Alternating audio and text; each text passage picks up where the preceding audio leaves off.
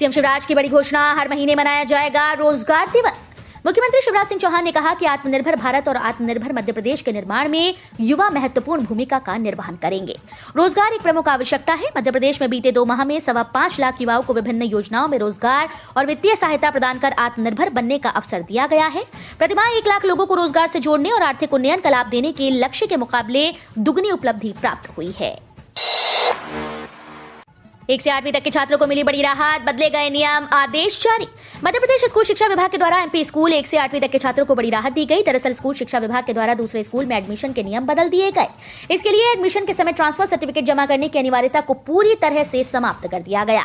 इसके लिए लोक शिक्षक संचालक ने नए आदेश जारी कर दिए हैं। एमपी स्कूल 1 से 8वीं तक की कक्षा के बच्चों को प्रवेश के लिए अब ट्रांसफर सर्टिफिकेट छात्रों के भविष्य का रोड़ा नहीं बनेगा। वहीं 1 से 8वीं तक के एडमिशन राइट टू एजुकेशन नियम के तहत होंगे। इंदौर में ऑटो रिक्शा के बाद अब मैजिक वैन की बारी। ट्रैफिक नियम तोड़ने पर पूरा वसूला जाएगा। हाल ही में ऑटो रिक्शा से ट्रैफिक पुलिस को काफी पुराना बकाया मिला है। वहीं कई रिक्शों पर तो इतना ज्यादा जुर्माना था कि उनके मालिक भर नहीं सके। नतीजन अभी तक गाड़ियां जब्त हैं। अब टाटा मैजिक और वैन पर भी पुलिस की नजर है। एक बार नियम तोड़ते पकड़ाए कि पुराना हिसाब बराबर किए बिना गाड़ी नहीं छोड़ी जाती। क्योंकि चौराहों पर अब ट्रैफिक पुलिस नजर आने लगी है, इसलिए नियम तोड़ने वाले रिक्शे और मैजिक पकड़े जाने लगे हैं। इंदौर में होगी इंडिया गेट एवं अमर जवान ज्योति की प्रतिकृति की स्थापना। स्वतंत्रता दिवस के स्वर्ण जयंती महोत्सव की श्रृंखला में इस बार गणतंत्र दिवस पर संस्था सेवा सुरभि, जिला प्रशासन, नगर निगम और इंदौर पुलिस के सहयोग से प्रवर्तित झंडा ऊंचा रहे हमारा अभियान 16 जनवरी से 31 जनवरी तक धूमधाम से मनाया जाएगा। रीगल चौराहे पर परंपरागत इंडिया गेट एवं अमर जवान ज्योति की प्रतिकृति की स्थापना 16 जनवरी को सुबह 10 बजे की जाएगी।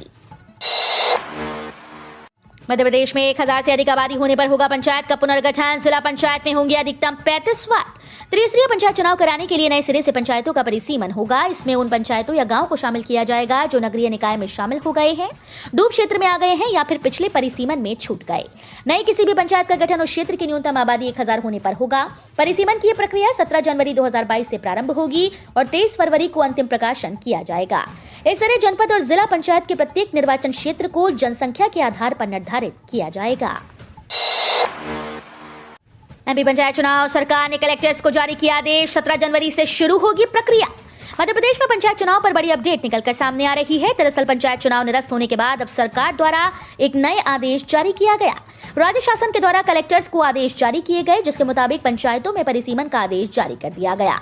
दरअसल पंचायत विभाग ने सभी जिला कलेक्टर्स को परिसीमन के आदेश जारी कर दिए हैं, जिसके बाद त्रिस्तरीय पंचायत चुनाव की प्रक्रिया एक बार फिर से शुरू हो गई है। जबलपुर के आयुध निर्माणी खमरिया में बनेगा देश का सबसे बड़ा बम। डीआरडीओ की टीम ने किया निरीक्षण। आयुध निर्माणी खमरिया में देश का सबसे बड़ा बम बनेगा। इसका वजन 500 किलो व लंबाई 1.9 मीटर होगी।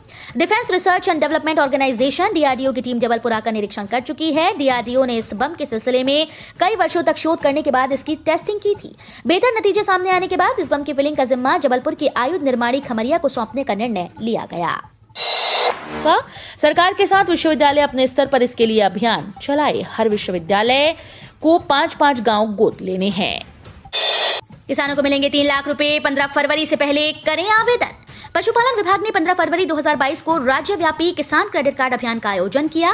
डेयरी, भेड़, बकरी, सुअर और कुक्कुट पालन में लगे किसानों के लिए राष्ट्रीयकृत बैंकों से कम ब्याज दरों पर वित्तीय सहायता प्रदान करने के लिए पशुपालन विभाग एवं पशु चिकित्सा सेवा विभाग के द्वारा किसान क्रेडिट कार्ड वितरण अभियान का आयोजन किया गया। योग्य उम्मीदवार अपना आवेदन आधार कार्ड की एक प्रति, आरटीसी और 2 पासपोर्ट साइज फोटो के साथ पास के पशु चिकित्सा संस्थान में जमा कर सकते हैं। मध्य प्रदेश में ओलावृष्टि से परेशान किसान पर राजस्व अमले की मनमानी। भिंड में 3 पटवारी सस्पेंड। मध्य प्रदेश में बेमौसम बारिश से कई जिलों में अतिवृष्टि और ओलावृष्टि से किसानों पर आफत आ गई, जिस पर सरकारी मुआवजे का मरहम लगाने वाले राजस्व के अमले की मनमानी शुरू हो गई। भिंड जिले में राजस्व अमले के देरी से सर्वे करने पहुंचने और बिना रुपए लिए सही नुकसान दर्ज नहीं करने की शिकायतें आईं। जिले के 3 पटवारियों पर गाज भी गिर गई। तीनों को कलेक्टर ने सस्पेंड कर दिया। ग्वालियर अंचल में 2 दिन पहले हुई ओलावृष्टि से किसान बर्बाद हो चुका है।